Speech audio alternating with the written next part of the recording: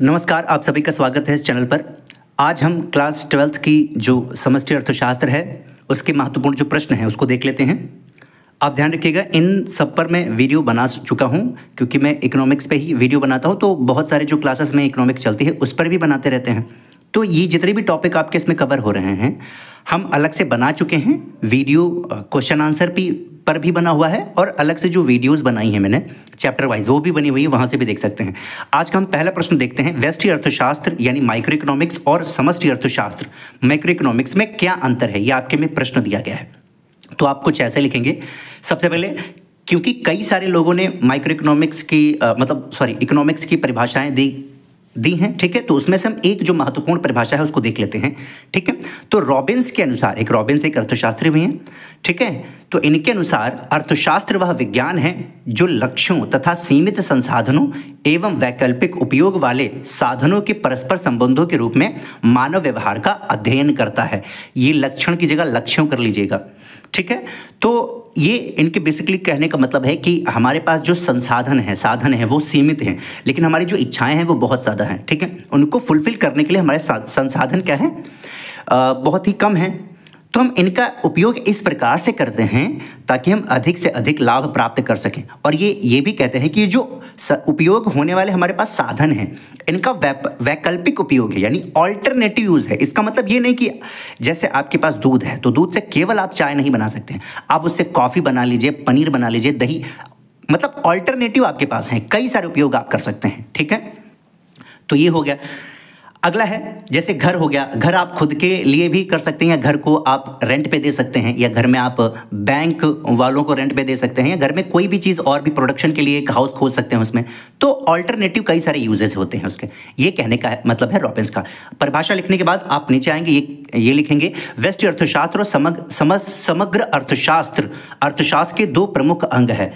तो अर्थशास्त्र के दो प्रमुख अंग कौन कौन से हैं? एक है व्यष्टि अर्थशास्त्र माइक्रो इकोनॉमिक्स, और दूसरा समष्टि अर्थशास्त्र मैक्रो इकोनॉमिक्स, जो अलग अलग स्तर पर आर्थिक समस्याओं का अध्ययन करता है।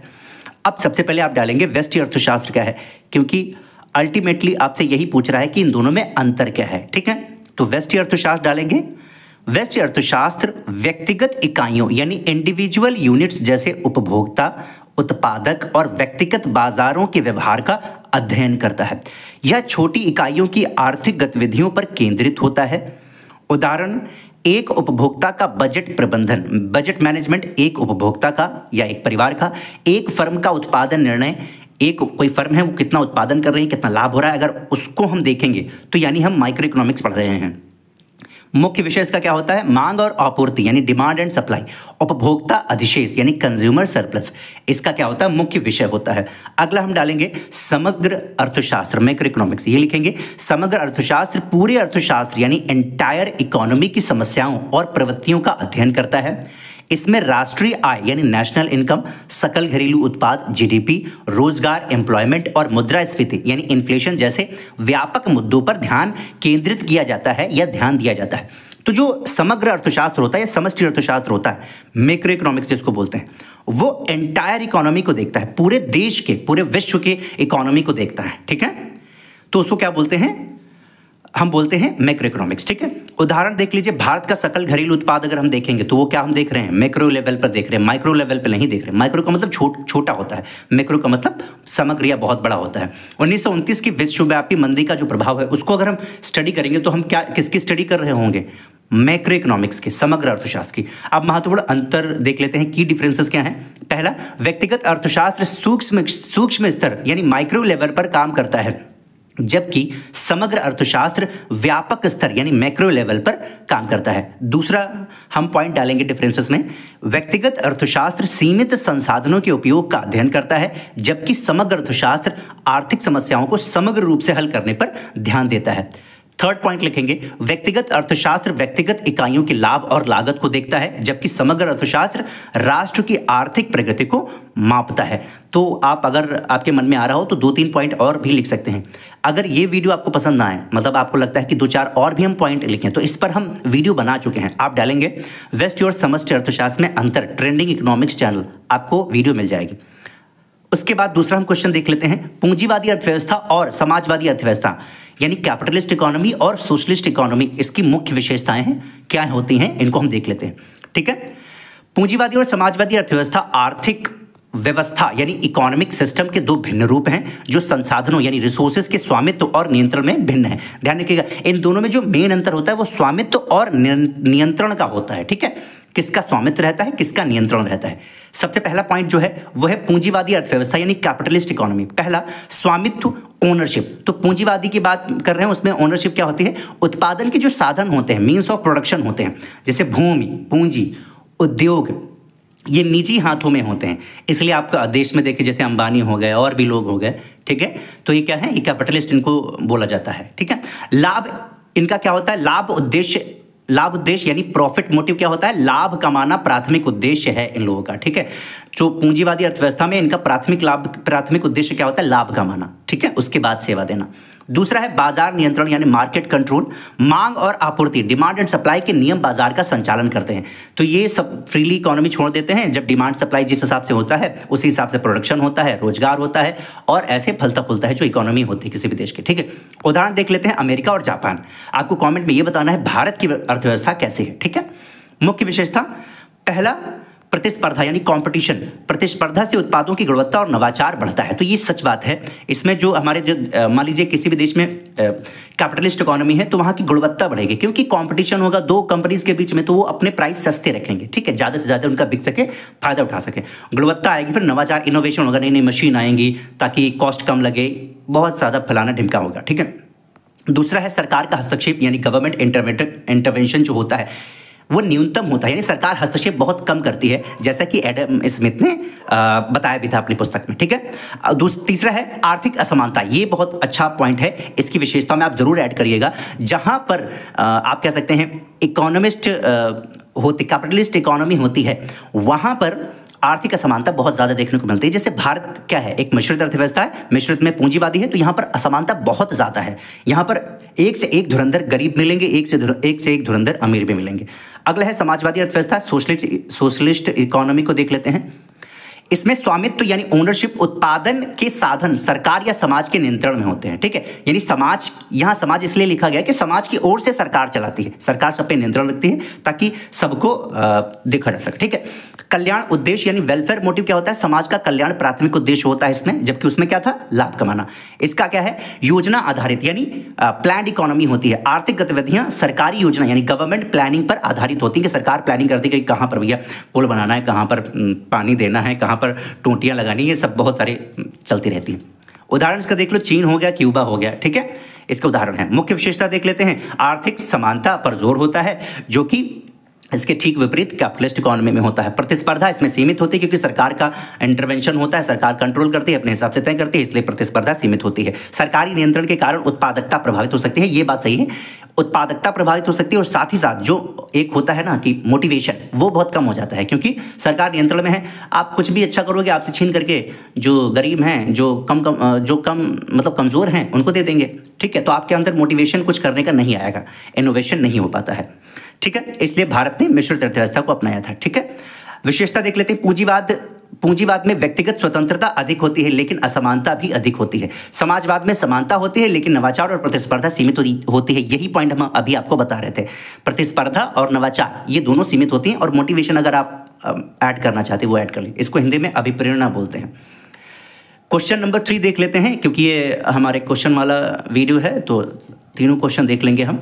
ये थोड़ा सा बड़ा आंसर है तो इसको थोड़ा ध्यान से देखिएगा। ठीक है, थोड़ा जल्दी करेंगे वरना वीडियो बहुत लंबी हो जाएगी।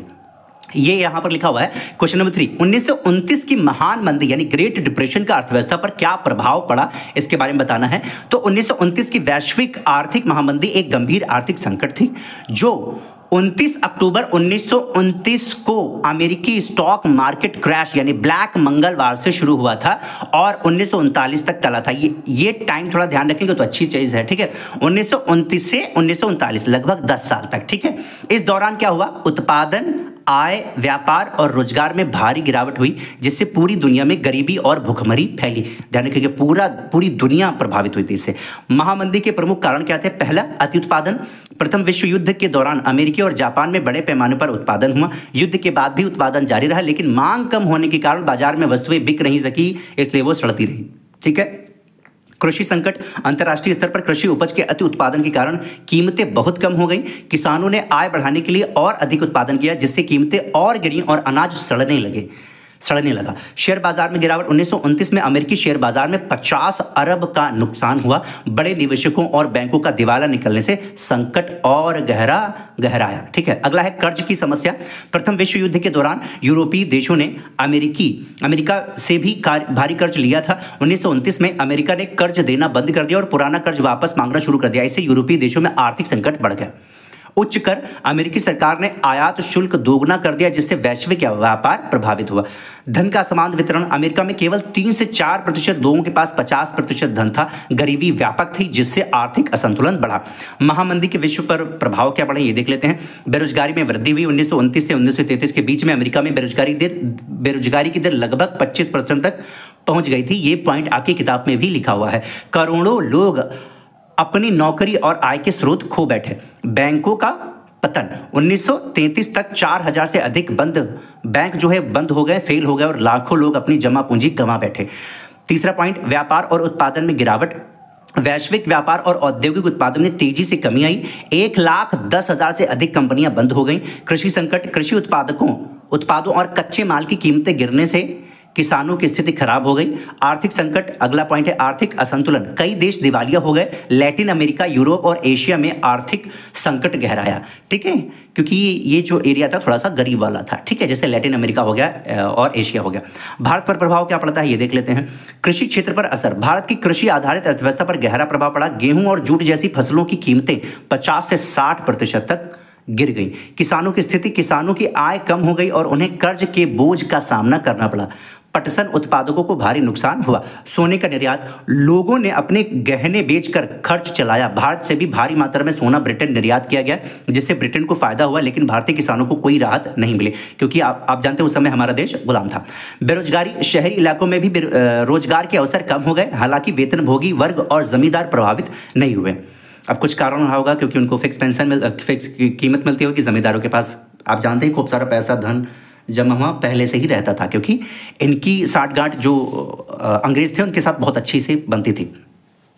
ठीक है, अब निष्कर्ष देखते हैं। 1929 की महामंदी ने वैश्विक अर्थव्यवस्था को कमजोर कर दिया। 1935 तक कुछ देशों में सुधार के संकेत मिले, लेकिन भारत जैसे उपनिवेशों में स्थिति गंभीर बनी रही।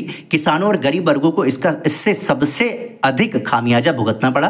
प्रसिद्ध अर्थशास्त्री कीन्स ने भारत से सोने के निर्यात को वैश्विक आर्थिक सुधार में सहायक माना था। ये पॉइंट हो गया। अब चौथा प्रश्न देख लेते हैं। समष्टि अर्थशास्त्र की दृष्टि से अर्थव्यवस्था के प्रमुख 4 क्षेत्रकों का वर्णन करना है।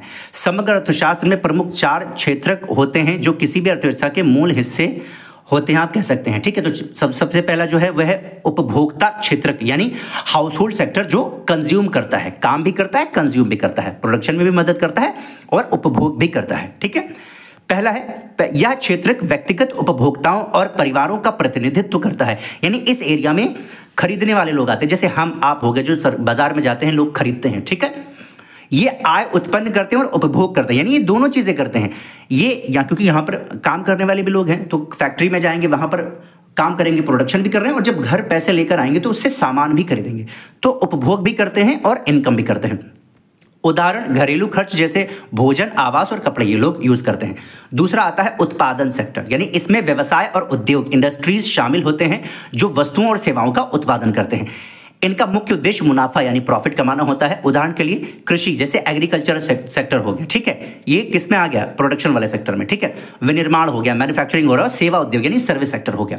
तीसरा जो सेक्टर आता है वो है सरकारी क्षेत्रक, यानी गवर्नमेंट सेक्टर। यह क्षेत्रक सरकारी खर्च और नीतियों का प्रतिनिधित्व करता है, पॉलिसीज बनाता है, टैक्सेशन लगाता है, टैक्स लगाता है, टैक्स कलेक्ट करता है, बजट निकालता है, देश की प्लानिंग करता है ना, इकोनॉमिक प्लानिंग करता है, सार्वजनिक व्यय करता है, सेवाएं देता है, लोगों को नई नई स्कीम्स लाता है उसके थ्रू। ठीक है, उदाहरण के लिए शिक्षा, स्वास्थ्य सेवाएं देना सरकारी खर्च करती है। ठीक है, सरकार इस पर खर्च करती है। अगला है बाहरी क्षेत्र यानी एक्सटर्नल सेक्टर। इसमें देश के अंतर्राष्ट्रीय व्यापार और वित्तीय लेन देन यानी international trade and financial transaction शामिल होते हैं। आपने सुना होगा हमारे देश से इतना इंपोर्ट हुआ, इतना एक्सपोर्ट हुआ, ये सब हो रहा है। वो जो होता है वो एक्सटर्नल सेक्टर में आता है। उदाहरण, विदेशों से कच्चे माल यानी रॉ मटेरियल्स का आयात और तैयार उत्पादों का निर्यात। कच्चा माल मंगाया, उसको खूब सारा अपना अकड़म बकड़म जादू का तिकड़म किया और जो चीज़ें सामान बनाई उसी को हमने एक्सपोर्ट कर दिया, खूब सारा मुनाफा कमाया। यही होता है एक्सटर्नल सेक्टर। ठीक है, विश्लेषण और महत्व देख लेते हैं। पहला, परस्पर निर्भरता यानी इंटरडिपेंडेंस। इन 4 क्षेत्रों के बीच परस्पर निर्भरता होती है, यानी आपस में कनेक्टेड रहते हैं। उपभोक्ता उत्पादन क्षेत्र से वस्तुएं और सेवाएं खरीदते हैं और उत्पादक क्षेत्र उपभोक्ताओं सरकार के लिए उत्पादन करता है। ठीक है, अर्थव्यवस्था की स्थिरता यानी इकोनॉमिक स्टेबिलिटी। जब सभी क्षेत्र कुशलता से कार्य करते हैं तो यह अर्थव्यवस्था को स्थिर और सतत विकास यानी सस्टेनेबल ग्रोथ प्रदान करता है या सस्टेनेबल डेवलपमेंट प्रदान करता है।